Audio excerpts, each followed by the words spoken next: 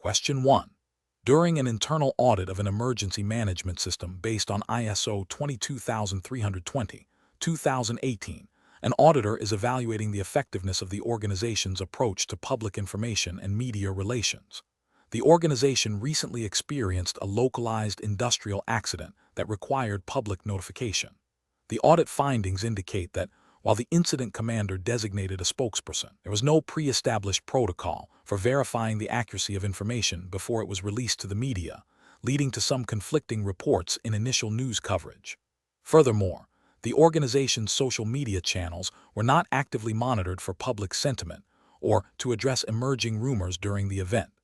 Considering the requirements of ISO 22320-2018, which of the following would be the most significant deficiency identified by the auditor in the public information and media relations process? Option A. Lack of a documented process for verifying the accuracy of public information before dissemination and inadequate monitoring of social media for public sentiment and rumor control. Option B. The organization failed to establish communication channels with local emergency services for joint media briefings. Option C. The audit revealed that the organization used generic press release templates that were not tailored to the specific nature of the industrial accident. Option D. The incident commander personally handled all media inquiries without designating a trained spokesperson. Correct answer is A. Lack of a documented process for verifying the accuracy of public information before dissemination and inadequate monitoring of social media for public sentiment and rumor control. Explanation: ISO 22320-2018, specifically Clause 7. 2. 4 concerning public information and media relations, emphasizes the need for an organization to establish and maintain a process for communicating with the public and media during an emergency. This involves identifying appropriate communication channels, developing key messages, designating spokespersons, and ensuring timely and accurate information dissemination. The objective is to foster public trust, manage perceptions, and provide essential guidance to affected populations. When auditing this aspect, an internal auditor would assess whether the organization has a documented plan that addresses these elements. The plan should outline procedures for monitoring media, responding to inquiries, correcting misinformation, and coordinating with other agencies involved in public information management. The effectiveness of the plan is judged by its ability to facilitate clear, consistent, and controlled communication that supports the overall emergency management objectives and aligns with relevant legal and regulatory requirements for public disclosure and transparency. An auditor would look for evidence of pre-approved templates for common scenarios, training for spokespersons, and establish protocols for social media engagement during a crisis. The absence of a comprehensive, tested plan that covers these critical areas would indicate a deficiency in the organization's emergency management system regarding public information and media relations. Question 2. Consider a scenario where a severe earthquake has crippled a metropolitan area, causing widespread damage to buildings, roads, and communication networks. The Regional Emergency Management Agency, REMA, has activated its incident command system. Initial reports indicate a high demand for medical personnel and heavy lifting equipment for search and rescue operations. However, as the situation unfolds, it becomes apparent that the most critical unmet need is the rapid deployment of temporary shelter and sanitation facilities for tens of thousands of displaced individuals, a requirement that was not fully anticipated in the initial resource allocation plan due to the scale of displacement. Which of the following internal audit findings would most accurately reflect a potential nonconformity with the principles of ISO 22320-2018 concerning resource management and allocation during this evolving emergency? Option A. The audit found that the REMA had established pre-existing mutual aid agreements with neighboring jurisdictions, ensuring a baseline level of external resource support was available. Option B. The audit noted that the REMA had sufficient quantities of personal protective equipment for all responding personnel, which met the minimum requirements of the initial incident action plan. Option C. The audit observed that the REMA communication plan relied heavily on standard cellular networks, which were largely inoperable, but did not impede the initial deployment of first responders. Option D. The audit identified that the REMA resource allocation procedures lacked a robust mechanism for real-time reprioritization and reallocation of personnel and equipment based on verified, emergent needs that deviate significantly from initial assessments. The correct answer is D. The audit identified that the RMA resource allocation procedures lacked a robust mechanism for real-time reprioritization and reallocation of personnel and equipment based on verified, emergent needs that deviate significantly from initial assessments. Explanation: the effectiveness of an emergency management system during a large-scale infrastructure failure, such as a regional power grid collapse affecting communication and transportation, hinges on the dynamic and adaptive allocation of resources. ISO 22320, 2018 emphasizes the importance of ensuring that resources are available and can be deployed efficiently. During such a cascading failure, initial resource assessments might prove inaccurate due to the widespread impact and the inability to establish reliable communication channels for real-time updates. The core principle here is not just having resources, but the ability to reevaluate and reallocate them based on evolving situational awareness and verified needs.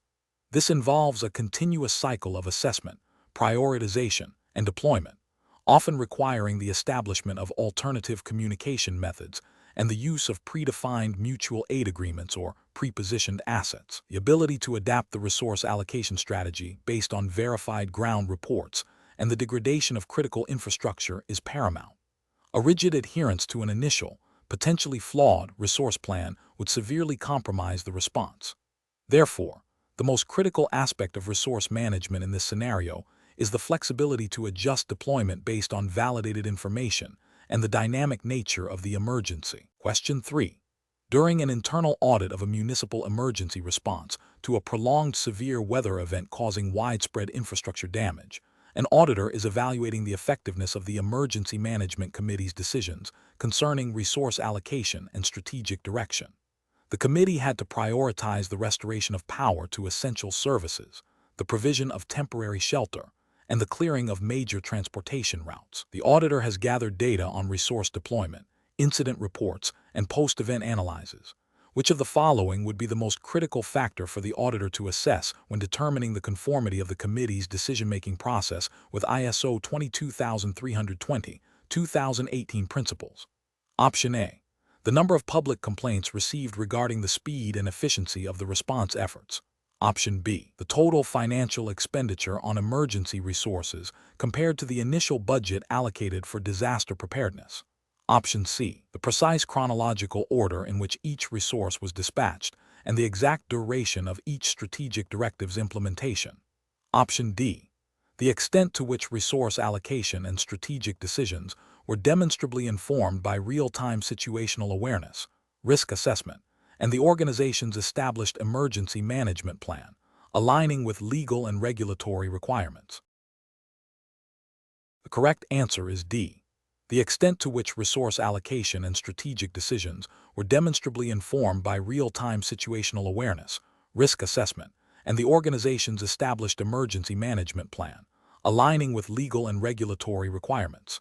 Explanation: the core principle of ISO 22320, 2018 is the establishment and maintenance of an effective emergency management system. When an internal auditor is reviewing an organization's response to a significant incident, such as a widespread power outage affecting critical infrastructure, the auditor must assess how decisions regarding resource allocation and strategic direction were made. The standard emphasizes the importance of a clear command structure and effective communication. Clause 6.2.3 concerning command and control and Clause 6.3.2 regarding resource management are particularly relevant. An auditor would look for evidence that decisions were based on real-time information, risk assessments, and the organization's emergency management plan, including consideration of legal and regulatory obligations, e.g., public safety directives, environmental protection laws. The effectiveness of resource deployment is judged by its alignment with the strategic objectives of the emergency response, which in this scenario would be to restore services and protect the public. Therefore, the auditor's assessment must focus on whether the resource allocation and strategic choices demonstrably contributed to achieving these objectives, considering the available information and the dynamic nature of the event. The auditor's role is to verify conformity with the standard and the organization's own documented procedures, ensuring that decisions were systematic, justifiable, and aimed at mitigating the impact of the incident. Question 4.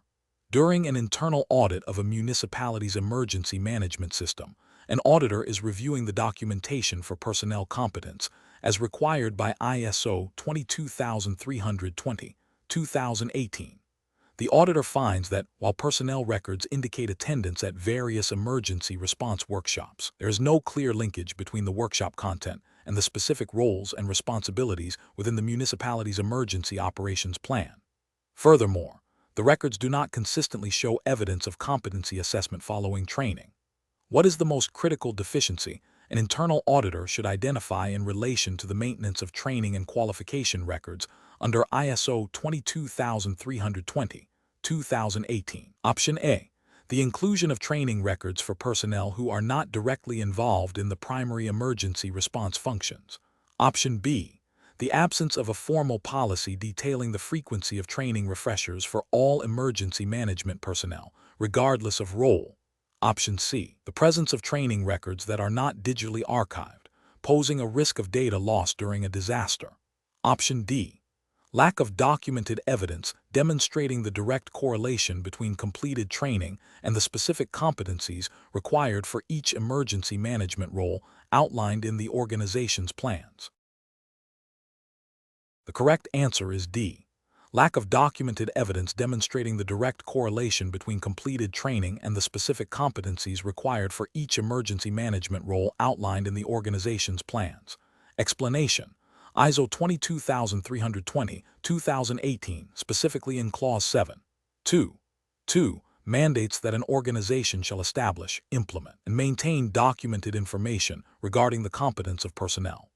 This includes identifying the necessary competence for personnel undertaking emergency management activities, ensuring individuals possess the required competence based on appropriate education, training, or experience, and where applicable, taking actions to acquire the necessary competence, and evaluating the effectiveness of actions taken. Maintaining records of training and qualifications is a critical aspect of demonstrating this competence. When auditing for compliance with this clause, an internal auditor must verify that the organization has a system for documenting that personnel involved in emergency management have received appropriate training relevant to their roles and responsibilities. This includes not only initial training, but also any refresher courses or specialized certifications that maintain their skill levels. The records should be sufficient to provide objective evidence of the individual's ability to perform their assigned emergency management tasks effectively.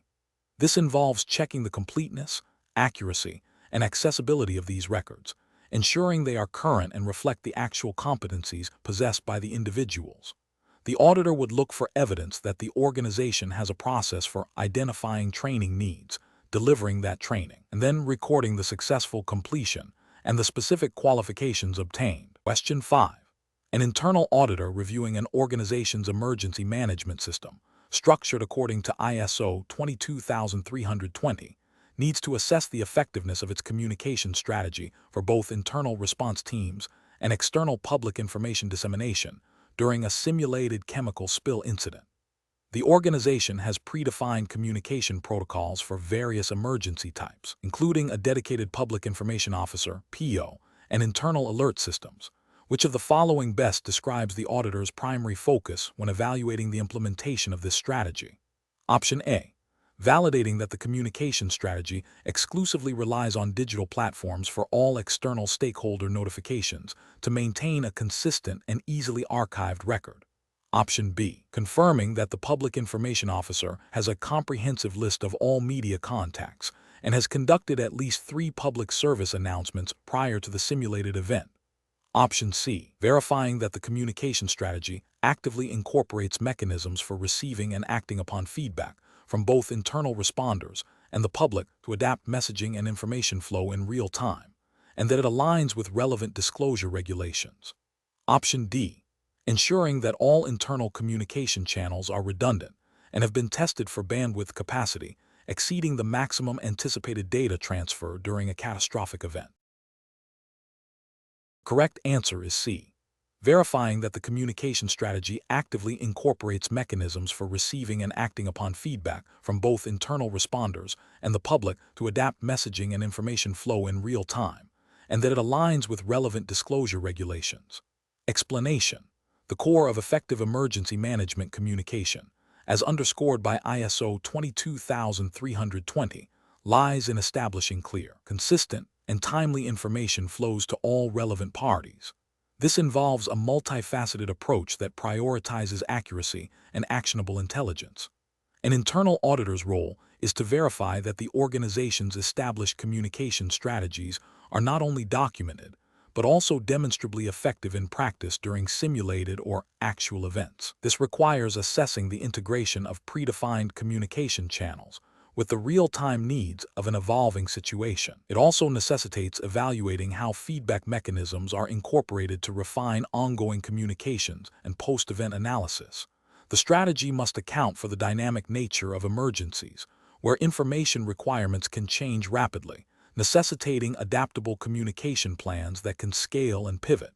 Furthermore, the auditor must confirm that the communication strategy aligns with any applicable legal or regulatory mandates concerning public information dissemination during emergencies, such as those pertaining to hazardous material incidents or public health crises.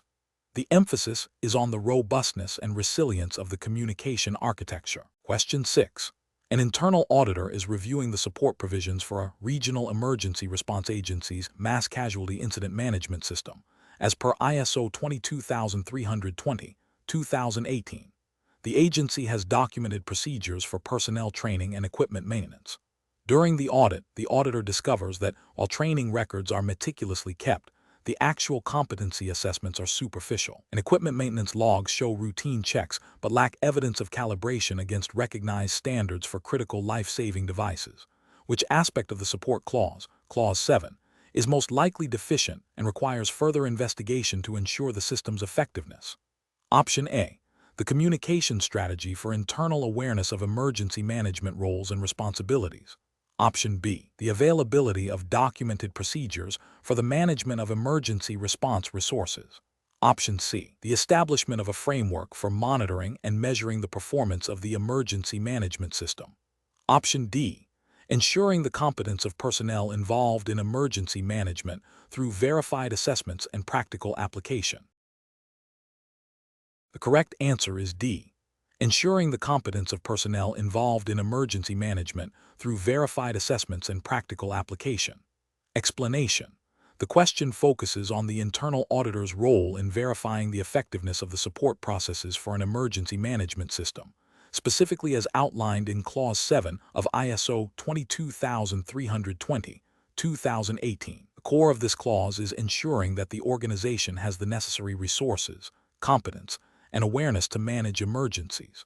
An internal auditor must assess whether the documented procedures for identifying and managing personnel competence, providing necessary infrastructure, and ensuring the availability of appropriate equipment are not only in place, but also actively implemented and reviewed for their suitability. This involves examining records of training, competency assessments, maintenance logs for equipment, and the overall infrastructure adequacy for declared emergency scenarios. The auditor's objective is to confirm that these support elements are sufficient and contribute to the overall resilience and effectiveness of the emergency management system. The effectiveness of these support mechanisms is crucial for the successful execution of emergency plans, as stipulated by the standard. Therefore, the auditor's evaluation must go beyond mere existence of documented procedures to confirm their practical application and alignment with the organization's emergency management objectives. Question 7. During an internal audit of a Metropolitan Emergency Services Dispatch Center, an auditor reviewed the response procedures following a simulated large-scale hazardous materials incident. The audit revealed that while all required notifications were made, the average time to establish secure two-way communication with the designated on-scene incident commander was 8 minutes longer than the target set in the organization's emergency response plan. This delay was primarily due to a reliance on a secondary communication channel that experienced intermittent signal degradation during the exercise. Considering the principles of ISO 22320, 2018 For ensuring the effectiveness of an emergency management system, what is the most significant opportunity for improvement identified by this audit finding? Option A. Enhancing the reliability and speed of critical information dissemination channels to reduce response time. Option B. Conducting additional training on the established communication protocols for all dispatch personnel. Option C. Reviewing and updating the hazard assessment criteria used for classifying incidents. Option D. Increasing the frequency of simulated exercises to test the overall resilience of the emergency management system. The correct answer is A. Enhancing the reliability and speed of critical information dissemination channels to reduce response time. Explanation: the internal auditor's role in identifying opportunities for improvement within an emergency management system, as guided by ISO 22320-2018, involves a systematic review of processes, procedures, and outcomes. Clause 8.2 of ISO 22320-2018 emphasizes the need for the organization to continually improve the suitability, adequacy, and effectiveness of the emergency management system. An internal auditor, during an audit of a regional emergency response coordination center, observed that while communication protocols were generally followed during a recent simulated exercise, the time taken to disseminate critical situational updates to all designated first responder units consistently exceeded the established benchmark by an average of 15%. This delay was attributed to a manual data aggregation step within the incident command system software. ISO 22320-2018 requires that the emergency management system be effective, meaning it achieves its intended outcomes. An opportunity for improvement exists when a process, even if compliant with current procedures, can be made more efficient or effective. The observed delay, while not causing a failure in the exercise, represents a deviation from optimal performance and a potential risk during a real-time event. Therefore, the most pertinent opportunity for improvement relates to enhancing the efficiency of information dissemination, which directly impacts the system's effectiveness in achieving timely situational awareness for all stakeholders. This aligns with the overarching goal of continuous improvement inherent in the standard. Question 8. When auditing an organization's emergency management system in accordance with ISO 22320-2018, an internal auditor is evaluating the competency of personnel assigned to critical incident response roles. The organization utilizes a multifaceted approach to assess these competencies. Which of the following assessment methods, when used in isolation, provide the least reliable evidence of an individual's ability to effectively apply emergency management principles under dynamic and high-pressure conditions, as stipulated by the standard's intent for demonstrated capability? Option A. A structured interview focusing on hypothetical crisis scenarios, requiring the candidate to articulate their decision-making process and rationale. Option B. Direct observation of an individual's performance during a full-scale emergency response exercise, including their adherence to protocols and communication effectiveness. Option C. A practical skills assessment involving a simulated emergency task, where the individual must perform specific actions and demonstrate proficiency in using relevant equipment. Option D. A comprehensive review of the individual's documented training records and certifications related to emergency management principles and incident command. The correct answer is A. A structured interview focusing on hypothetical crisis scenarios, requiring the candidate to articulate their decision-making process and rationale. Explanation: ISO 22320-2018, Clause 7. 2. 3. Mandates that an organization shall ensure that personnel involved in emergency management are competent. Competency is defined as the demonstrated ability to apply knowledge and skills, and the application of that knowledge and skills in a responsible and timely manner to achieve the intended results. Assessing competency is crucial for an internal auditor to verify that individuals possess the necessary capabilities to perform their emergency management roles effectively. This involves evaluating both the knowledge base, what they know, and the practical application of that knowledge, what they can do. Methods for assessment should be varied and appropriate to the competency being evaluated. Direct observation of performance during drills or actual events, simulation exercises, review of past performance records, interviews focused on problem-solving and decision-making, and validated training assessments are all valid approaches. The goal is to gather objective evidence that confirms the individual's ability to manage or contribute to emergency management activities as required by their role and the organization's emergency management system. The effectiveness of the assessment method is judged by its ability to provide reliable evidence of the required competencies. For instance, a simple knowledge test might confirm theoretical understanding, but it would not necessarily confirm the ability to act under pressure. Therefore, a combination of methods is often most effective in providing a comprehensive picture of an individual's emergency management competence. Question 9. An internal auditor is assessing an organization's adherence to ISO 22320-2018, specifically focusing on its emergency management system's capacity for interorganizational coordination. The audit findings indicate that while the organization has internal protocols for managing emergencies, there is no documented evidence of participation in a joint training exercise with a regional emergency response consortium that includes multiple municipal fire departments and a provincial hazardous materials team. What is the most significant implication of this finding for the organization's compliance with ISO 22320-2018, particularly concerning Clause 6? 3. Coordination. Option A. The organization's emergency management system likely lacks demonstrated interoperability and established working relationships with critical external response partners. Option B. The absence of a joint training exercise means the organization has not identified its own resource gaps, which is a separate requirement of the standard. Option C. The regional consortium's training program is irrelevant to the organization's specific emergency management responsibilities as defined by its charter. Option D.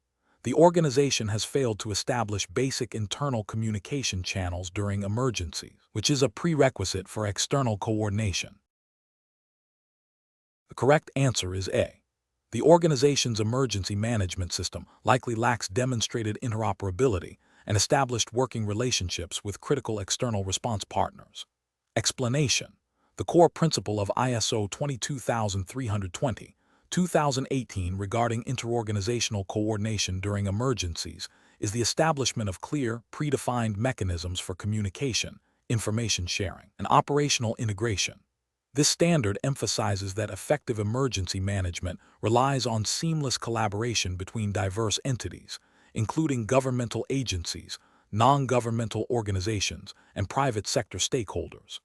An internal audit of an organization's emergency management system, in accordance with ISO 22320-2018, would scrutinize the documented procedures and evidence of their application. Specifically, it would look for evidence of established protocols for joint planning, mutual aid agreements, shared situational awareness platforms, and unified command structures where applicable. The audit would assess whether these mechanisms are regularly tested through exercises and reviewed for effectiveness.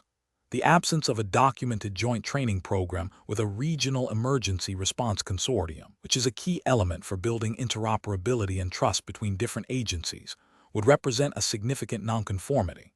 Such a program directly supports the standards requirement for organizations to ensure their emergency management capabilities are integrated with those of other relevant parties. Without this, the organization's ability to effectively coordinate with external responders during a large-scale incident is compromised, impacting the overall resilience and response efficiency. Question 10. An internal audit of an organization's emergency management system, established in accordance with ISO 22320-2018, reveals that response protocols are well-defined and recovery operations have been successfully executed following a recent localized industrial incident. However, the audit also uncovered that the organization has not conducted a thorough review of potential hazards to inform preventative measures or invested in advanced training for its emergency response teams beyond basic certifications. Considering the requirements of ISO 22320-2018 concerning the comprehensive nature of emergency management, which finding represents the most significant deficiency in the organization's EMS? Option A. Insufficient stakeholder engagement during the initial development of the EMS framework. Option B. Over-reliance on external agencies for specialized response equipment during the incident. Option C. Inadequate integration of mitigation and preparedness activities to address identified risks and enhance response capabilities. Option D. Minor deviations in the documentation of post-incident recovery reports. The correct answer is C. Inadequate integration of mitigation and preparedness activities to address identified risks and enhance response capabilities. Explanation: ISO 22320-2018, Clause 5. 3. 1. Mandates that an organization's emergency management system, EMS, shall be designed to support the prevention, mitigation, preparedness, response, and recovery phases of emergency management. During an internal audit of an organization's EMS, an auditor needs to assess the effectiveness of controls and processes across all these phases. If the auditor identifies that the organization has robust plans for immediate response and recovery, but has not adequately integrated measures to reduce the likelihood or impact of future events, mitigation, or to ensure the capacity to respond effectively, preparedness, this indicates a deficiency. Specifically, a lack of documented risk assessments informing mitigation strategies and insufficient training or resource allocation for preparedness activities would be a significant finding. The question focuses on identifying the most critical area of nonconformity when an EMS demonstrably excels in response and recovery, but shows weakness in the foundational and proactive elements. The core principle is that a truly effective EMS must address the entire life cycle of an emergency, not just the immediate aftermath. Therefore, the most significant gap from an ISO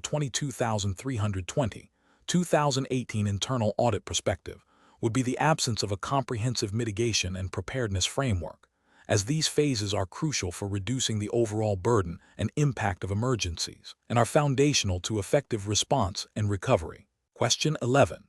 During an internal audit of an organization's emergency management system, an auditor is reviewing the operational planning and procedures. The organization has experienced several minor disruptions in the past year, including a localized power outage and a temporary IT system failure. The auditor notes that while the organization has a comprehensive emergency response plan, the specific, detailed procedural guidance for managing these types of operational disruptions at departmental level appears to be lacking. Considering the requirements of ISO 22320-2018, which of the following would be the most significant finding related to the operational planning and procedures clause? Option A. The organization has not conducted a recent comprehensive risk assessment to identify all potential hazards. Option B. Insufficient inclusion of external stakeholder engagement strategies within the overarching emergency management framework.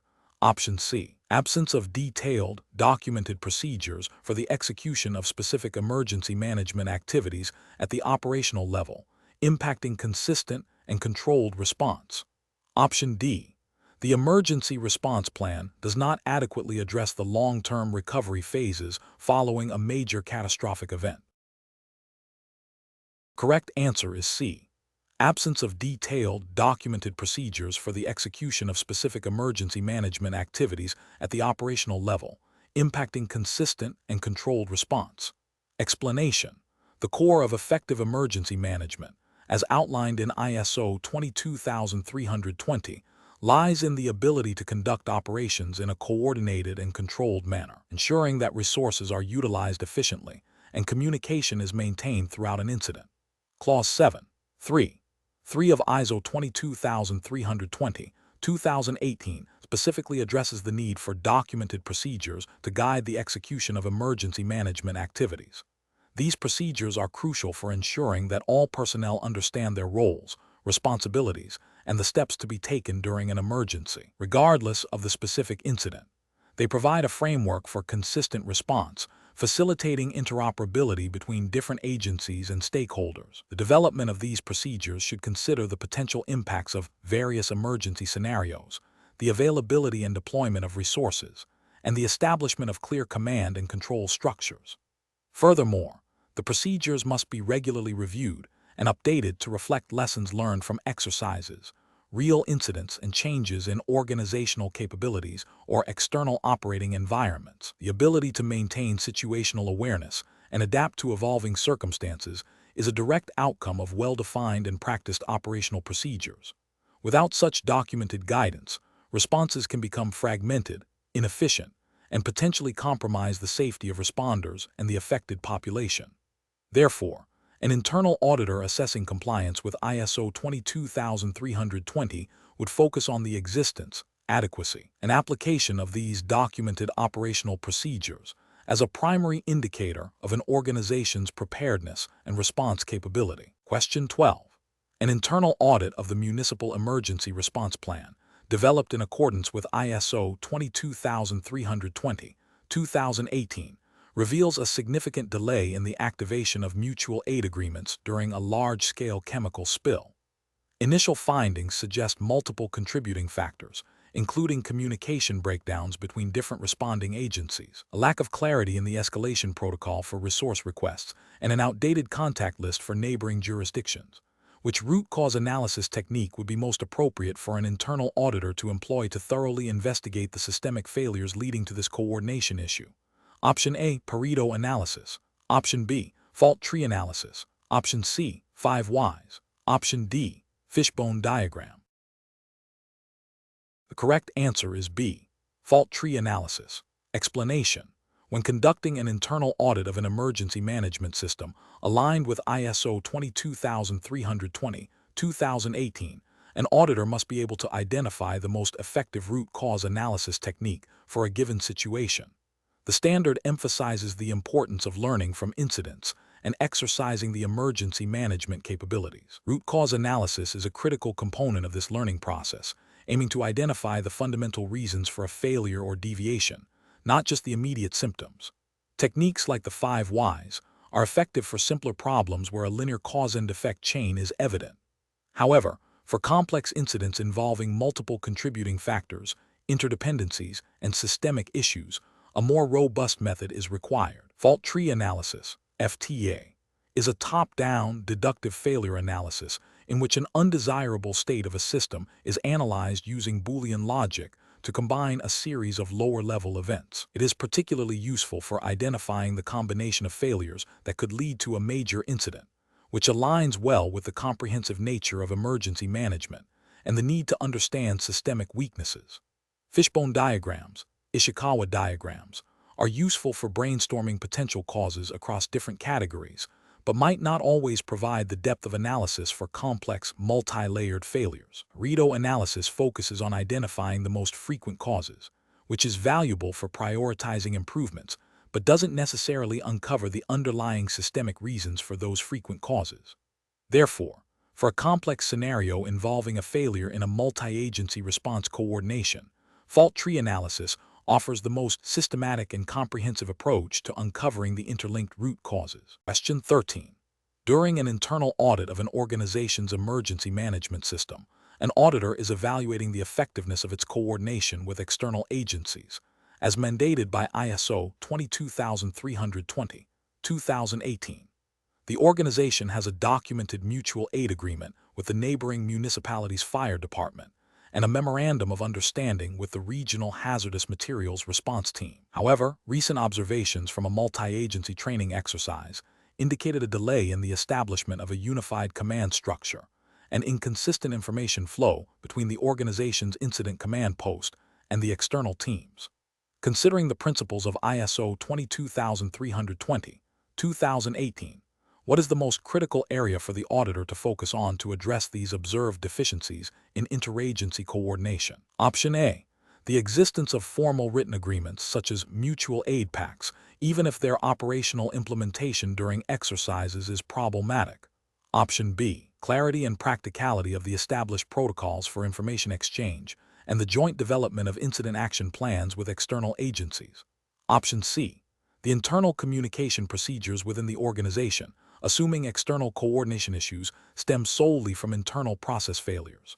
Option D, the number of formal training exercises conducted annually with external partners, irrespective of their content or debriefing outcomes. The correct answer is B, the clarity and practicality of the established protocols for information exchange and the joint development of incident action plans with external agencies.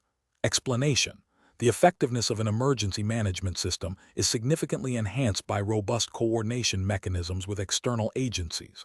ISO 22320, 2018, specifically in Clause 7, 3. Emphasizes the importance of establishing and maintaining arrangements for coordination with relevant external parties. This clause requires an organization to identify its external stakeholders, define the nature and scope of their involvement, and establish clear communication and operational protocols. When an internal auditor assesses this aspect, they must verify that these arrangements are not merely documented, but are actively practiced and understood by personnel. This involves reviewing documented procedures for information sharing, joint planning activities, resource mutual aid agreements, and established command and control interfaces during actual or simulated emergencies. The auditor would also look for evidence of regular liaison meetings, joint training exercises, and post-incident reviews that involve external partners. Such an approach ensures that the organization's response is integrated with broader regional or national efforts, minimizing duplication of effort and maximizing the collective impact. Without clearly defined roles, responsibilities, and communication channels with external entities, the response to a major incident can become fragmented and inefficient, potentially leading to delays in critical actions and a less effective overall outcome. Therefore, the auditor's focus is on the demonstrable capability to work seamlessly with other organizations during an emergency, which is a direct reflection of the quality of the established coordination arrangements. Question 14. An internal auditor is reviewing the emergency response structure of a large metropolitan transit authority following a simulated multi-vehicle incident involving a subway train. The audit objective is to assess compliance with ISO 22320-2018, specifically concerning the established emergency response framework. The transit authority's documented structure includes a primary incident commander, a safety officer, and a public information officer, with clear lines of authority for each. However, during the simulation, it was observed that the coordination between the transit authority's incident management team and the responding municipal fire department's unified command was hampered by a lack of predefined liaison roles and a delay in establishing a joint operations center. Based on the principles of ISO 22320-2018, which of the following represents the most significant deficiency in the transit authority's emergency response structure as evidenced by this scenario? Option A. Over-reliance on a single incident commander without a clear delegation of authority for specialized tasks. Option B. Absence of a designated public information officer for managing media communications. Option C. Lack of a formal process for appointing an incident commander for subway-related emergencies. Option D. Insufficient integration of external agency liaison functions within the defined emergency response structure. Correct answer is D. Insufficient integration of external agency liaison functions within the defined emergency response structure. Explanation: ISO 22320-2018, specifically Clause 7.2.1, emphasizes the establishment and maintenance of an emergency management structure that facilitates effective communication and coordination during an incident. This structure should define roles, responsibilities, and reporting lines. When auditing an organization's emergency response structure against this standard, an internal auditor must assess whether the defined structure aligns with the organization's emergency response plan and capabilities, and if it supports the principles of incident command and control. The standard requires that the structure be flexible enough to adapt to the evolving nature of an incident and to integrate external resources effectively. A key aspect of the audit is to verify that personnel are aware of their roles within this structure, and that the structure itself is communicated and understood throughout the organization and its relevant stakeholders. This involves checking for documented procedures, training records, and evidence of drills or exercises that test the functionality of the established structure. The auditor would look for clarity in decision-making authority and the mechanisms for escalating issues or requesting support, ensuring these are integrated into the overall response framework.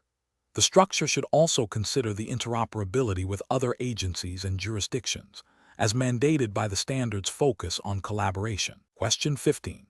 During an internal audit of a municipal emergency management agency's preparedness for a potential large-scale industrial chemical release, the auditor reviews the agency's resource identification process. The agency has identified standard personal protective equipment, PPE, and communication devices as critical.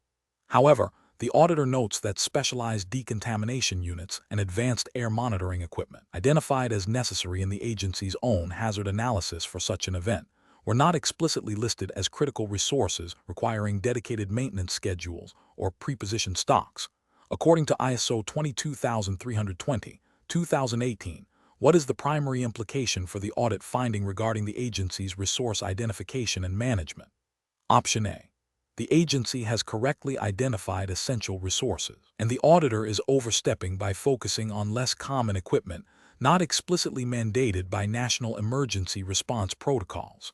Option B. The agency's resource identification process fails to adequately link identified hazards and their associated response requirements to the necessary resources, potentially compromising its ability to manage an actual incident. Option C. The audit finding is invalid because the agency's hazard analysis is a separate document from its resource identification, and ISO 22320, 2018 does not require direct correlation. Option D. The agency's resource management is sufficient as long as general emergency response personnel are trained to operate specialized equipment when needed, regardless of pre-identification. The correct answer is B. The agency's resource identification process fails to adequately link identified hazards and their associated response requirements to the necessary resources, potentially compromising its ability to manage an actual incident. Explanation: ISO 22320, 2018, specifically Clause 7.3, emphasizes the need for an organization to identify, maintain, and make available the resources necessary for effective emergency management. This includes personnel, equipment, information, and infrastructure. When auditing an organization's emergency management system, an internal auditor must assess the process by which critical resources are identified.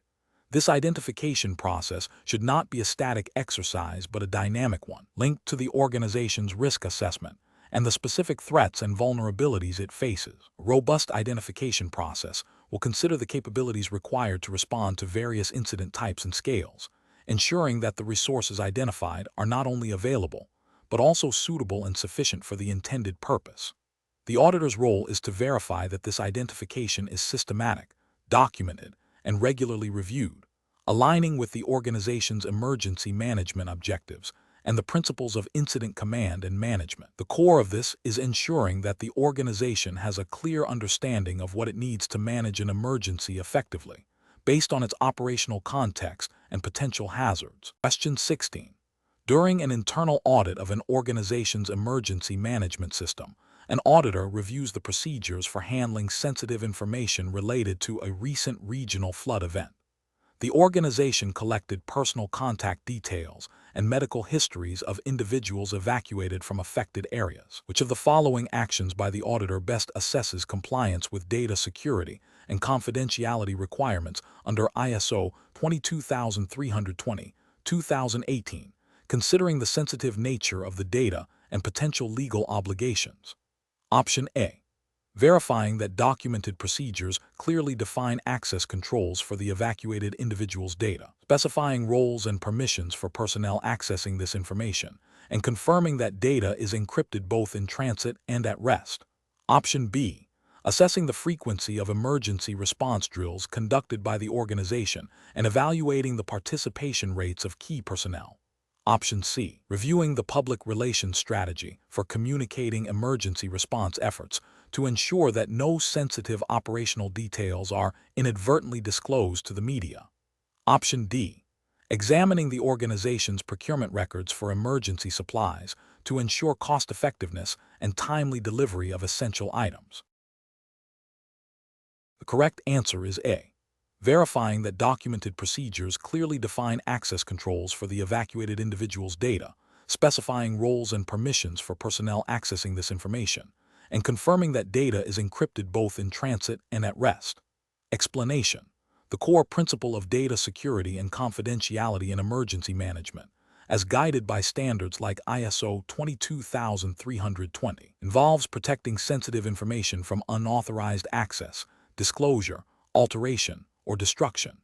During an emergency, information such as personal details of affected individuals, critical infrastructure vulnerabilities, resource availability, and strategic response plans are often generated and shared. An internal auditor must verify that the organization has implemented controls to safeguard this data. This includes ensuring that data is only accessible to those with a legitimate need to know, that it is stored securely, and that its integrity is maintained throughout its lifecycle. The auditor would examine documented policies and procedures related to data handling, access controls, encryption, data retention, and secure disposal. They would also assess the effectiveness of training provided to personnel on data protection responsibilities. For instance, if an emergency response plan details the location of critical medical supplies, this information must be protected from public disclosure to prevent hoarding or misuse. Similarly, personal data of victims collected during an incident must be handled in accordance with relevant privacy regulations, such as GDPR or HIPAA, depending on the jurisdiction. The auditor's role is to confirm that these measures are not just in place, but are also actively enforced and effective in preventing breaches or unauthorized access to sensitive emergency management data. Question 17. An internal auditor is assessing an organization's adherence to ISO 22320/2018 principles for a simulated large-scale hazardous materials incident requiring mass evacuation and sustained logistical support. The simulation involves a significant disruption to primary road networks. Which of the following evaluation criteria would most effectively gauge the organization's preparedness in terms of logistics and transportation planning under such constraints? Option A. Review of the emergency communication plan to ensure it includes provisions for informing the public about evacuation routes, irrespective of the actual availability or feasibility of those routes based on the simulated incident. Option B. Examination of the organization's public relations strategy to manage media coverage of transportation challenges, rather than the operational effectiveness of the logistics and transportation plans themselves. Option C. Confirmation that the organization has a detailed inventory of all available vehicles, including their maintenance records and driver licensing status, without specific consideration for their suitability for diverse terrain or emergency conditions. Option D. Verification of established agreements with multiple transportation providers across various modes, and the existence of pre-identified alternative routing strategies that account for potential infrastructure failures and fuel supply chain resilience. The correct answer is D.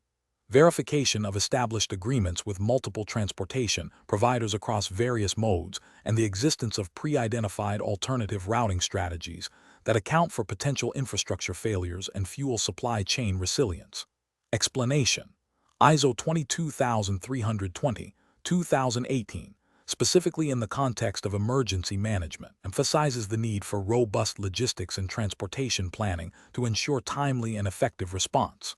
Clause 7.2.3, concerning resource management, mandates that organizations establish procedures for acquiring, managing, and deploying resources, which inherently includes transportation.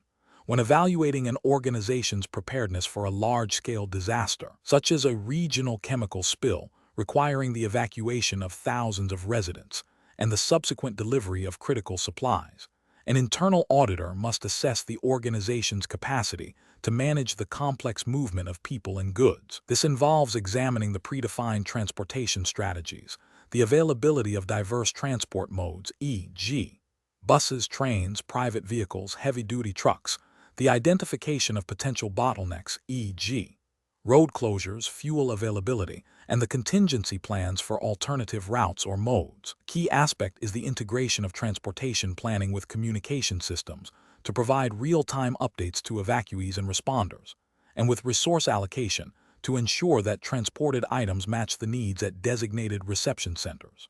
The auditor would look for evidence of risk assessments specifically targeting transportation vulnerabilities, agreements with third-party logistics providers, and establish protocols for prioritizing essential movements of personnel and equipment, all aligned with the overarching principles of effective emergency response and continuity. The question probes the auditor's understanding of how to evaluate the practical implementation of these principles within a realistic emergency scenario, focusing on the critical interplay between planning, resource availability, and operational execution. Question 18.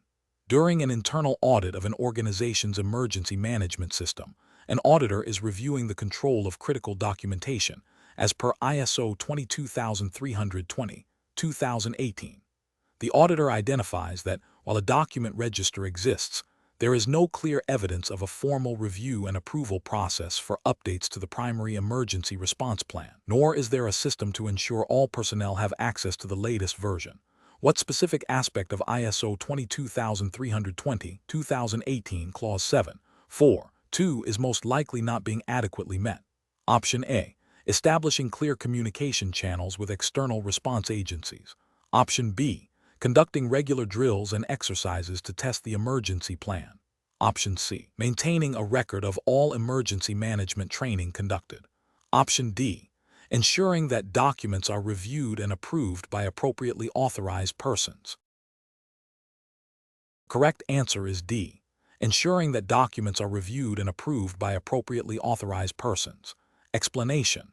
ISO 22320-2018, specifically Clause 7.4.2, mandates that an organization's emergency management system, EMS, documentation shall be controlled.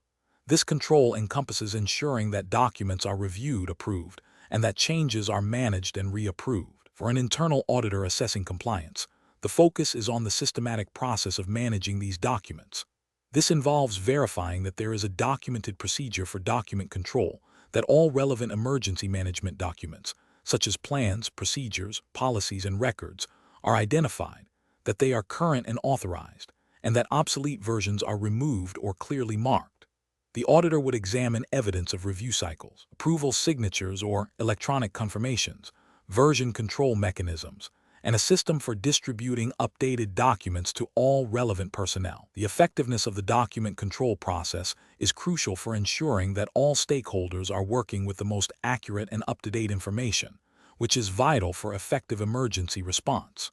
Without proper document control, an organization risks using outdated procedures, misinterpreting directives, and ultimately compromising its ability to manage emergencies. The auditor's role is to confirm that the established controls are consistently applied, and that the documentation accurately reflects the organization's current emergency management capabilities and requirements. Question 19.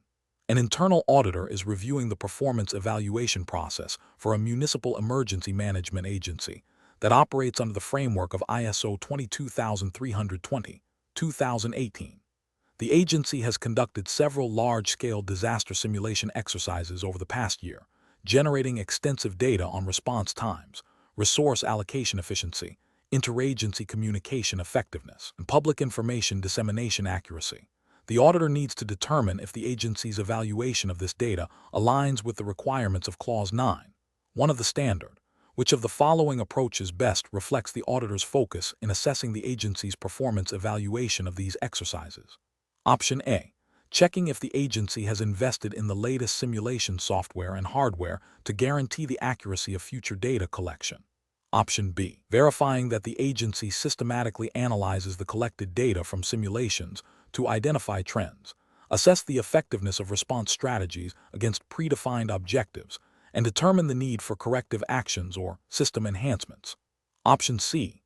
Ensuring that the agency's leadership team has attended at least one external workshop on emergency management best practices within the last fiscal year. Option D. Confirming that the agency has published a comprehensive report detailing all simulation outcomes, including raw data, for public consumption and review to ensure transparency. The correct answer is B. Verifying that the agency systematically analyzes the collected data from simulations to identify trends, assess the effectiveness of response strategies against predefined objectives, and determine the need for corrective actions or system enhancements. Explanation. The question assesses the understanding of performance evaluation within an emergency management system, specifically referencing Clause 9 of ISO 22320-2018. Clause 9.1. Monitoring, measurement, analysis, and evaluation emphasizes the need to determine what needs monitoring and measurement, the methods for monitoring, measurement, analysis, and evaluation needed to ensure valid results, when the monitoring and measurement should be performed, and when the results from monitoring and measurement should be analyzed and evaluated. The core principle is to assess the effectiveness and efficiency of the emergency management system's performance against established objectives and requirements. This involves not just collecting data, but also analyzing it to understand trends, identify areas for improvement, and verify that the system is meeting its intended outcomes. For an internal auditor, understanding the types of data and the analytical approaches used to evaluate performance is crucial for determining the conformity of the system to the standard and its own documented procedures. The focus is on the systematic process of gathering and interpreting information to drive informed decision-making and continuous improvement in emergency preparedness, response, and recovery capabilities. The evaluation must consider both the operational aspects and the overall effectiveness of the management system in achieving its emergency management objectives. Question 20. An internal auditor is reviewing the emergency response plan for a large chemical manufacturing facility that operates in a region prone to seismic activity. The plan outlines procedures for chemical spills and fires, but makes only a cursory mention of earthquake-induced secondary events, such as structural collapse or the release of hazardous materials due to ground motion. The auditor also notes that the plan's communication strategy relies heavily on internal radio systems, with limited provision for external communication with emergency services or public warning systems in the event of widespread infrastructure failure. Considering the principles of ISO 22320, 2018, and the specific context of the facility, what is the most significant deficiency in the current emergency response plan? Option A. A lack of specific training modules for personnel on the handling of non-chemical related emergencies, which deviates from standard industry practices.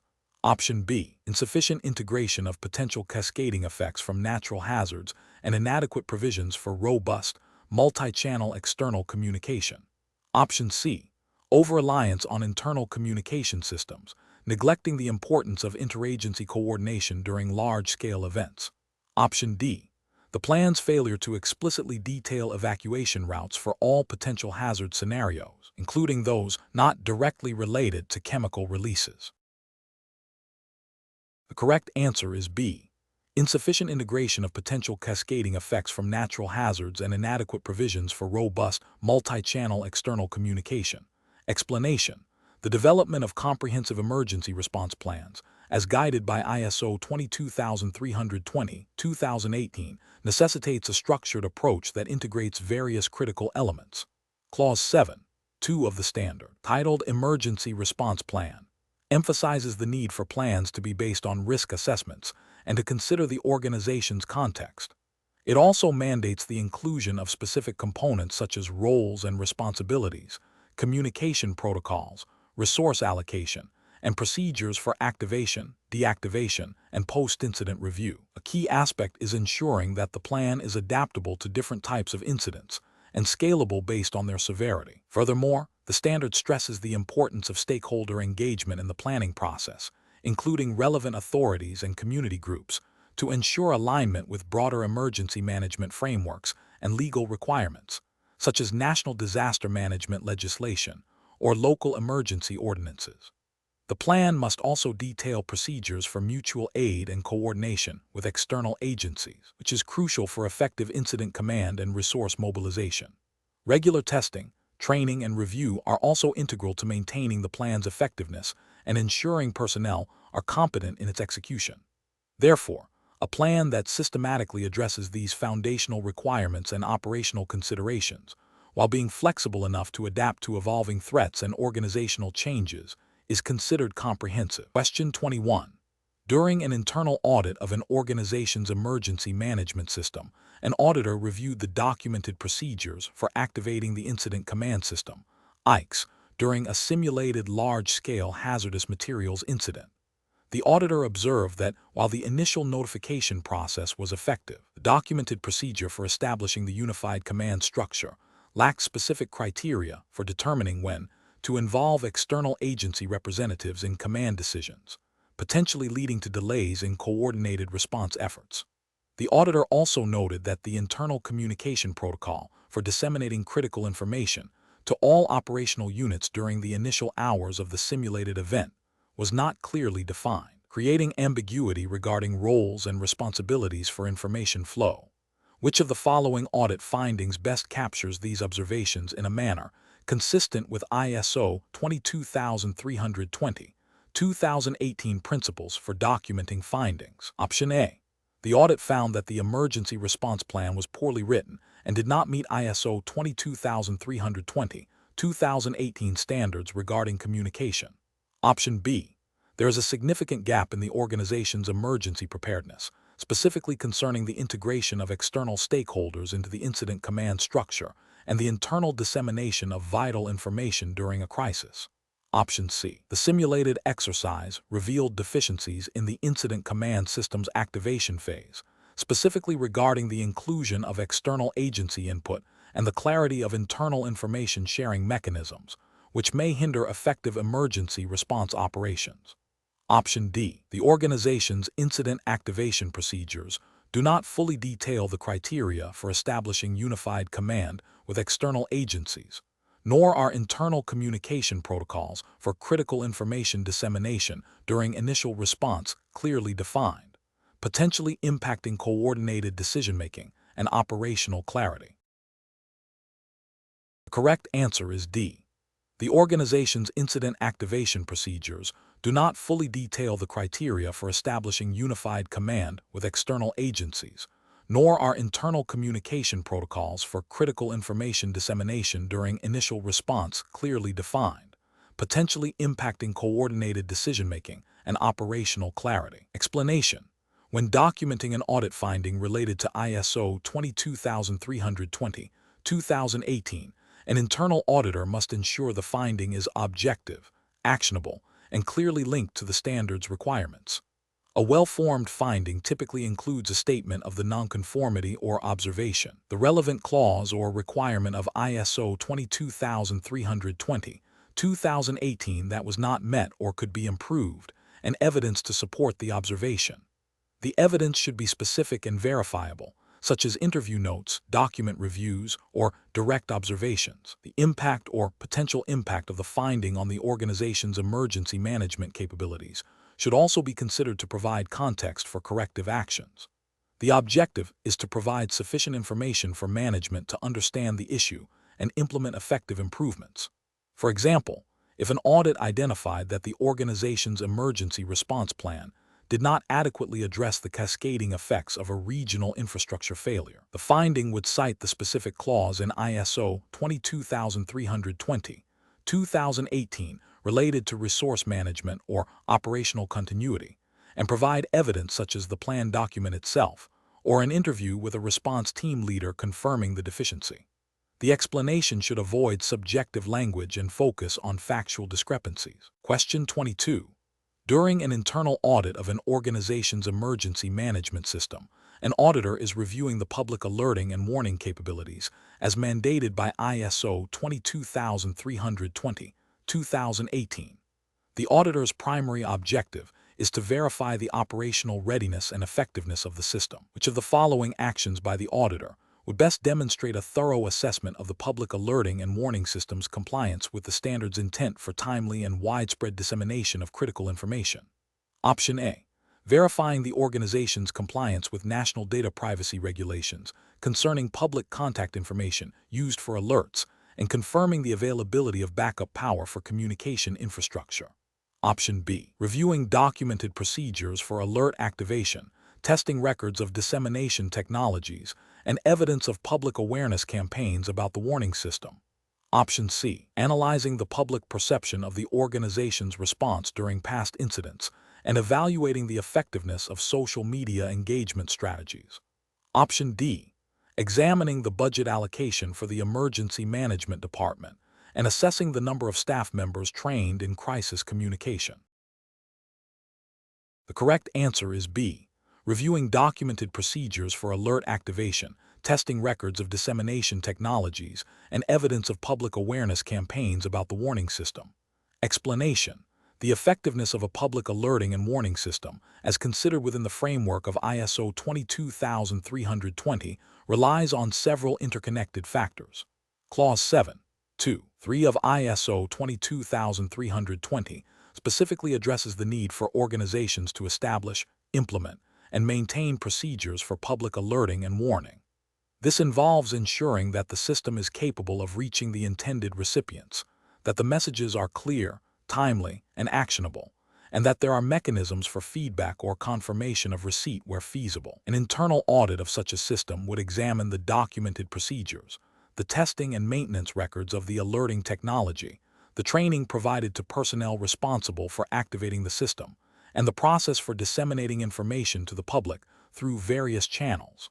Evaluating the system's resilience to disruptions, its integration with other emergency management functions, and its ability to adapt to different types of emergencies are also crucial aspects. The prompt for an internal auditor to verify that the alerting system's operational readiness is regularly assessed, and that the scope of its coverage aligns with identified risks and vulnerabilities, is a direct application of the standard's intent to ensure a functional and reliable public warning capability. This includes ensuring that the system can be activated promptly, and that the alerts are disseminated through multiple, redundant channels to maximize reach and minimize the chance of failure. The auditor would look for evidence of drills, exercises, and post-incident reviews that inform improvements to the system's performance. Question 23.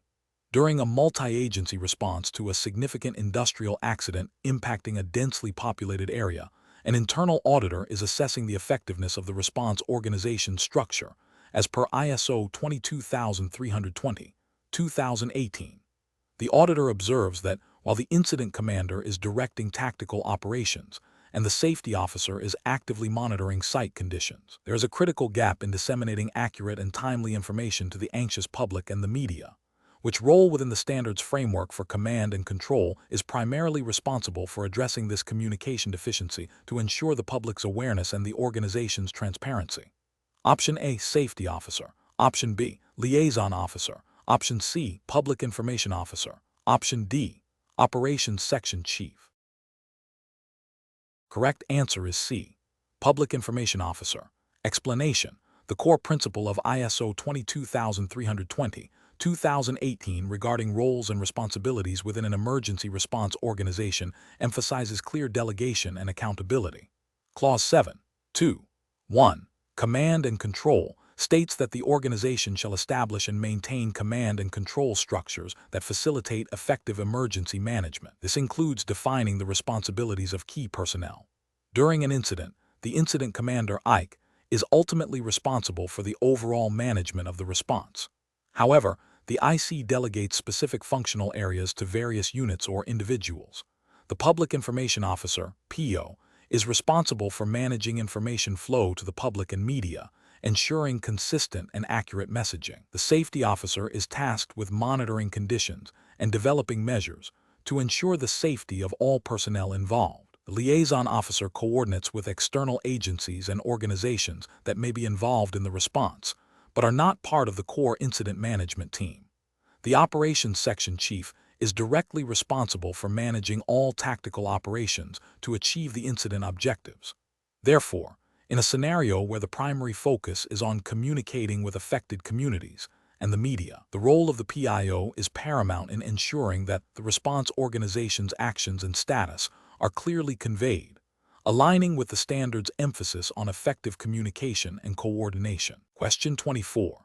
During an internal audit of an organization's emergency management system, an auditor is reviewing records pertaining to personnel competence as mandated by ISO 22320, 2018.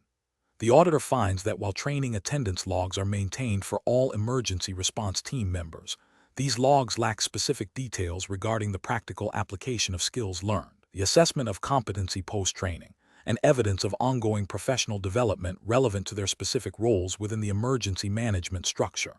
What is the most significant deficiency in the documented evidence concerning personnel competence according to the intent of ISO 22320, 2018? Option A. Insufficient detail regarding the general administrative responsibilities of each team member, which are tangentially related to emergency preparedness but not core response functions. Option B. Incomplete records of initial training sessions, failing to capture the trainer's qualifications or the specific dates of attendance for each team member. Option C. Absence of documented evidence demonstrating the practical application and assessment of skills acquired through training, alongside a lack of records for ongoing professional development relevant to specific emergency management roles. Option D. Over-reliance on external training providers, without internal validation of the quality or relevance of the training content to the organization's specific emergency scenarios. The correct answer is C. Absence of documented evidence demonstrating the practical application and assessment of skills acquired through training, alongside a lack of records for ongoing professional development relevant to specific emergency management roles. Explanation: ISO 22320, 2018, specifically in Clause 7.2.2, emphasizes the requirement for an organization to ensure that all personnel involved in emergency management have the necessary competence, including training and experience. Maintaining accurate and up-to-date records of this training and the qualifications of individuals is a fundamental aspect of demonstrating this competence during an internal audit. The standard requires that these records are sufficient to verify that individuals possess the skills and knowledge appropriate for their roles in the emergency management system. This includes not only initial training, but also any refresher courses, specialized certifications, or documented on-the-job training that contributes to their emergency management capabilities. The purpose of these records is to provide objective evidence that the organization's personnel are adequately prepared to execute their responsibilities during an emergency, thereby supporting the overall effectiveness and resilience of the emergency management system. An internal auditor would examine these records to confirm their completeness, accuracy, and accessibility, ensuring they align with the organization's stated competency requirements and the provisions of ISO 22320. The audit would focus on whether the records provide a clear lineage of an individual's development and current standing in terms of emergency management skills and knowledge, rather than merely listing attendance at generic training sessions. Question 25. An internal auditor is reviewing the procurement process for critical medical supplies and personal protective equipment, PPE, for a regional emergency response agency, following the guidelines of ISO 22320, 2018. The agency recently acquired a significant quantity of specialized respirators for use during a widespread respiratory illness outbreak. The auditor needs to assess whether the procurement process effectively ensured the suitability and availability of these essential items for emergency operations. What aspect of the procurement process, as it relates to ISO 22320, 2018, should the auditor prioritize when evaluating the acquisition of these respirators? Option A. Examination of the cost-effectiveness of the respirators compared to alternative models available in the market at the time of purchase. Option B. Assessment of the supplier's marketing materials and product brochures to confirm the respirator's advertised features. Option C. Review of the procurement team's internal training records on general purchasing best practices, irrespective of emergency management specifics. Option D. Verification of the supplier's capacity to meet surge demand and the specific performance standards of the respirators against recognized emergency response protocols. The correct answer is D. Verification of the supplier's capacity to meet surge demand and the specific performance standards of the respirators against recognized emergency response protocols. Explanation: the core principle of ISO 22320, 2018 concerning procurement for emergency management is ensuring that acquired resources are fit for purpose, available when needed, and meet the specified requirements for emergency response. Clause 7.3, resources, and Clause 8.2, procurement, are particularly relevant. When procuring specialized equipment such as advanced communication systems for disaster coordination, an internal auditor must verify that the procurement process adheres to the organization's established procedures, which should themselves align with the standard's intent. This includes ensuring that the specifications for the equipment are clearly defined, considering factors like environmental resilience, interoperability with existing systems, and maintenance requirements. Selection of a supplier should be based on their ability to meet these specifications and their reliability in delivering critical resources under potentially stressful conditions. Verification of the supplier's capabilities, potentially through audits or past performance reviews, is crucial. The process should also include mechanisms for quality assurance of the procured items, such as testing and inspection upon receipt, to confirm they meet the emergency response needs. The auditor's role is to assess the effectiveness of these controls in ensuring the availability and suitability of emergency resources, thereby supporting the overall resilience of the organization's emergency management system. This involves examining documentation, interviewing relevant personnel, and observing practices to confirm compliance and identify areas for improvement in maintaining a robust supply chain for emergency operations. Question 26. During an internal audit of an organization's emergency management system, an auditor is assessing the effectiveness of the integration of lessons learned from a recent, significant industrial accident. According to ISO 22320, 2018, what specific action by the auditor would best demonstrate the verification of this crucial continuous improvement element within the preparedness and response phases? Option A. Confirming the existence of a comprehensive hazard identification register that was updated prior to the accident. Option B. Verifying that documented findings from the post-accident review have been systematically incorporated into updated emergency response plans and training materials for future scenarios. Option C. Evaluating the procedures for the timely mobilization and deployment of emergency response resources during the event. Option D. Assessing the clarity and accessibility of the organization's public communication protocols during the incident. The correct answer is B. Verifying that documented findings from the post-accident review have been systematically incorporated into updated emergency response plans and training materials for future scenarios. Explanation. The question probes the auditor's role in verifying the effectiveness of an organization's emergency management system, specifically concerning the integration of lessons learned from past incidents into future preparedness and response planning. ISO 22320, 2018 emphasizes a continuous improvement cycle. Clause 7.4, Review and Improvement, mandates that an organization shall continually improve the suitability, adequacy, and effectiveness of the emergency management system.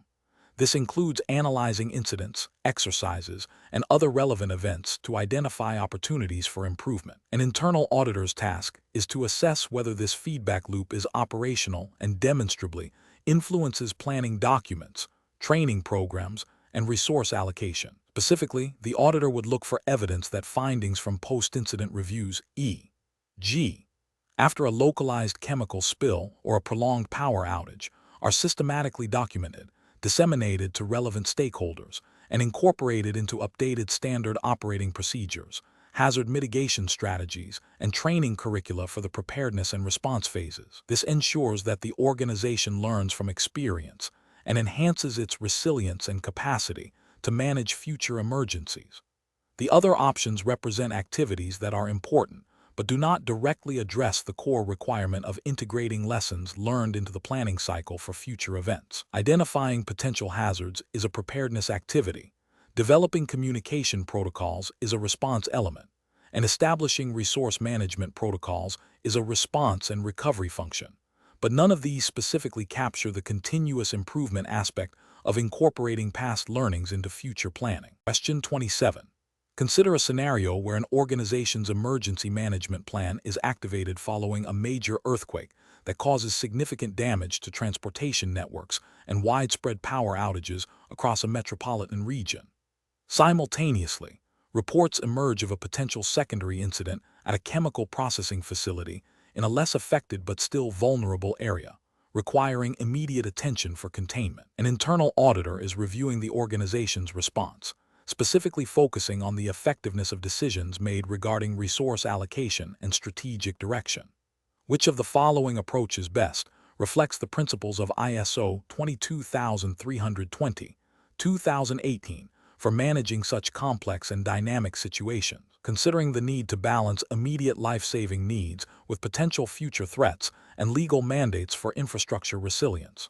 Option A. Dynamically reallocating resources from less critical earthquake recovery tasks, such as debris removal in non-residential areas, to bolster emergency medical services in heavily impacted zones, and to support initial containment efforts at the chemical facility, based on ongoing situational assessments and expert advice. Option B. Prioritizing immediate deployment of all available specialized hazardous materials teams to the chemical facility based on the initial report, while deferring further resource allocation for earthquake aftermath stabilization until the chemical incident is fully assessed and controlled. Option C.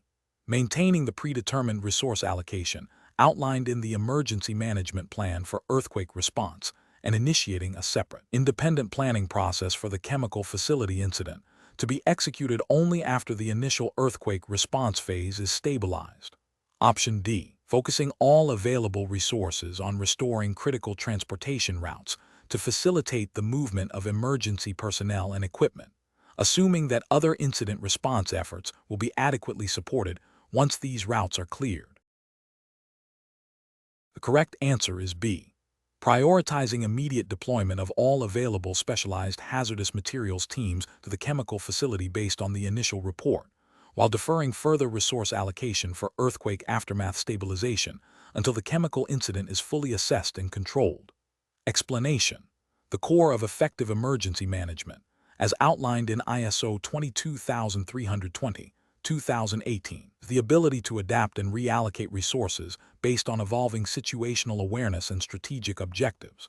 During a multifaceted disaster, such as a widespread industrial chemical release impacting a densely populated urban area and simultaneously triggering secondary events like infrastructure failures, an internal auditor must assess the organization's decision-making process for resource allocation. Clause 6. 2. 1 of ISO 22320, 2018 emphasizes the need for an organization to establish, implement, and maintain processes for the management of resources. This includes ensuring that resources are available when needed and are allocated effectively to meet the objectives of the emergency management plan. When faced with competing demands and uncertain outcomes, the most effective approach to resource allocation and strategic direction involves a dynamic, evidence-based methodology. This methodology prioritizes immediate life-saving efforts and critical infrastructure protection, while simultaneously conducting ongoing risk assessments to inform adjustments to the strategy and the distribution of resources.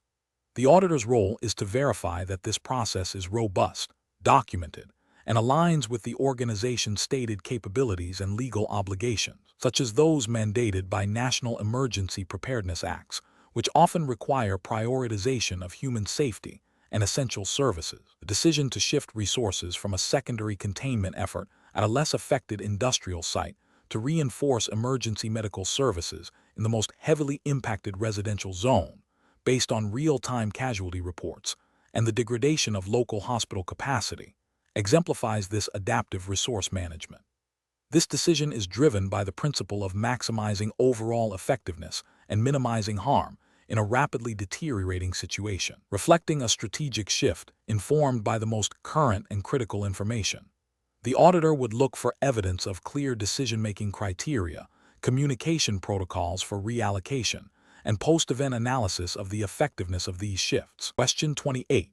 During an internal audit of an organization's emergency management system based on ISO 22320, 2018, an auditor is reviewing the preparedness for a sudden, large-scale industrial accident involving hazardous materials. The auditor needs to verify the foundational elements of the system. Which of the following actions by the auditor would be the most critical initial step to assess the organization's adherence to the standards requirements for establishing a robust emergency management framework? Option A. Reviewing the training records of all personnel involved in emergency response to confirm they have received specialized training on handling hazardous materials and incident command. Option B. Verifying that a documented and approved emergency management policy exists, which is appropriate to the organization's purpose, context, and commitment to continual improvement. Option C. Ensuring that detailed emergency response plans are in place, including specific procedures for containment, evacuation, and decontamination for the identified hazardous materials. Option D. Confirming that the organization has conducted a comprehensive risk assessment, identifying all potential hazardous material release scenarios and their cascading effects. The correct answer is B.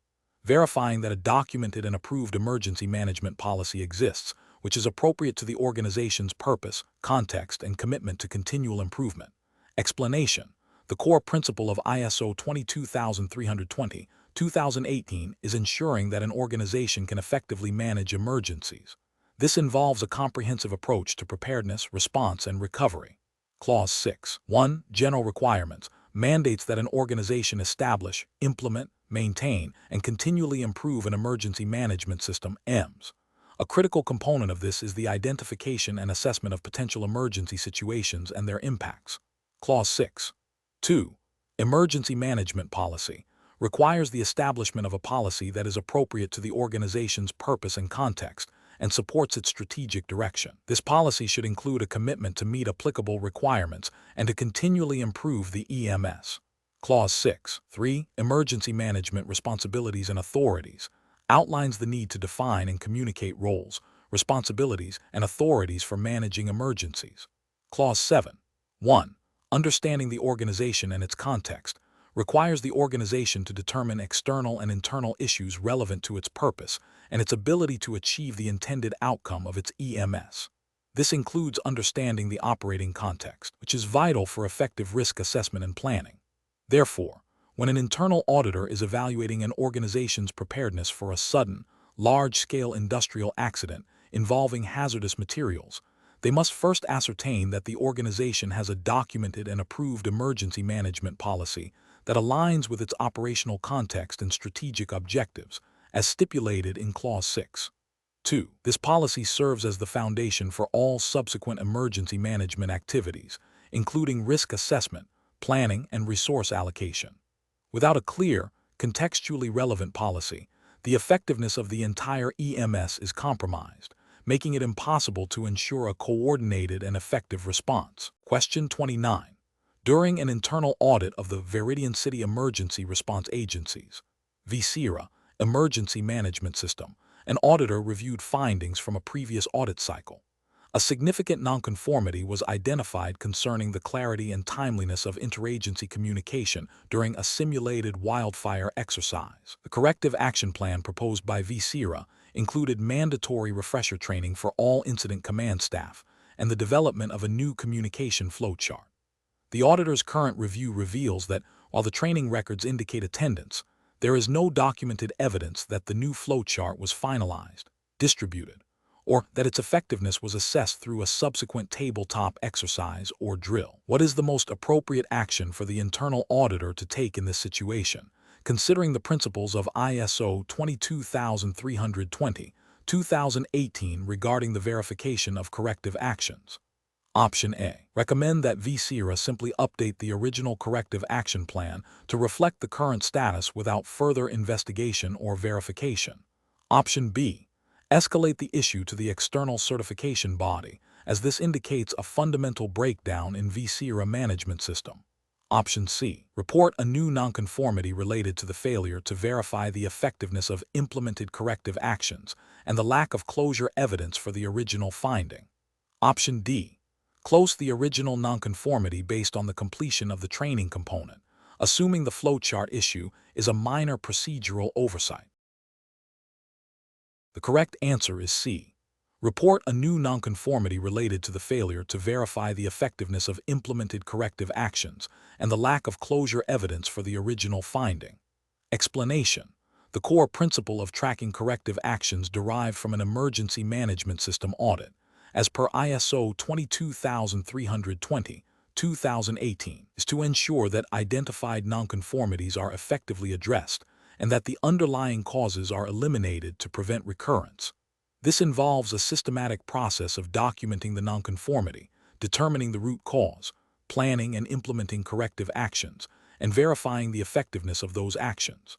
An internal auditor's role is to confirm that this process is functioning as intended. When an auditor identifies that a previously raised nonconformity regarding communication protocol during a simulated flood event remains unaddressed with no documented evidence of implementation or verification, it signifies a failure in the corrective action process itself. The auditor must then assess whether the organization has a mechanism to monitor the progress and closure of all corrective actions, including the verification of their effectiveness. The most appropriate response for the auditor is to report this lapse as a further nonconformity, specifically targeting the inadequate follow-up and verification of corrective actions.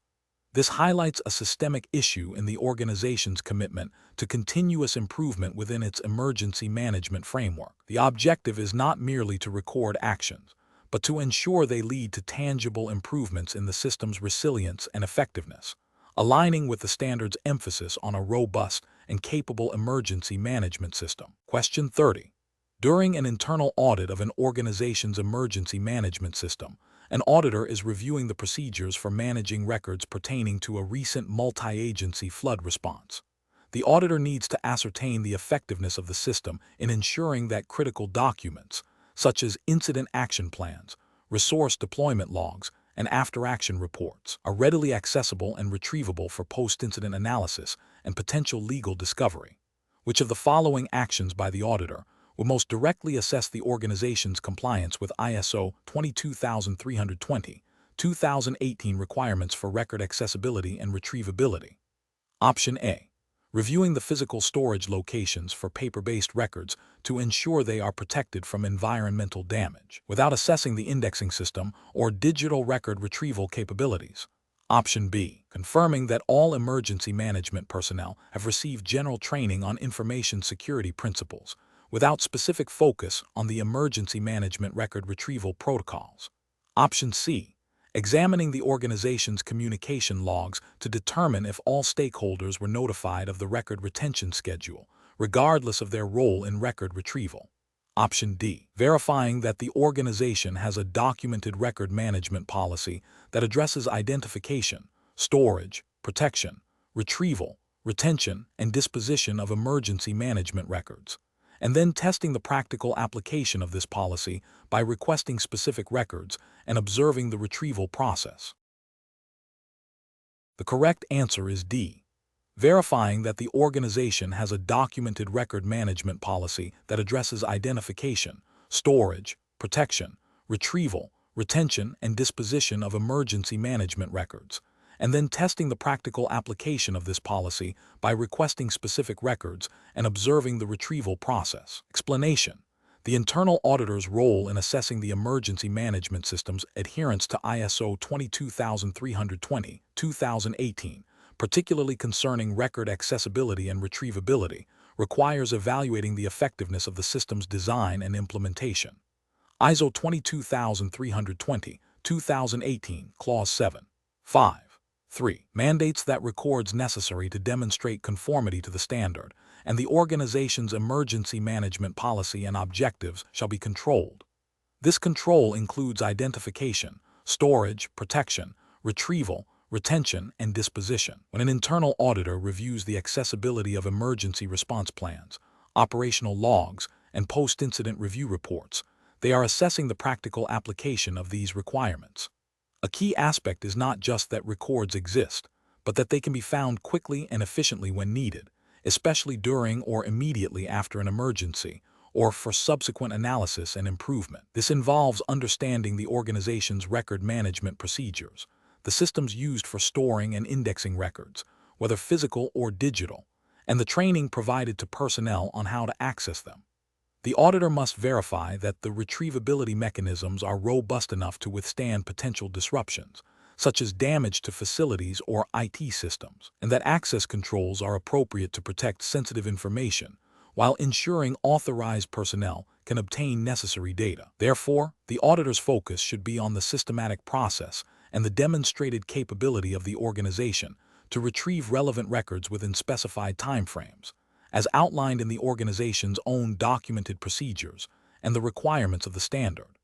This includes checking for backup and disaster recovery provisions for digital records and secure, organized storage for physical records, ensuring that the information remains available and usable for decision-making and accountability.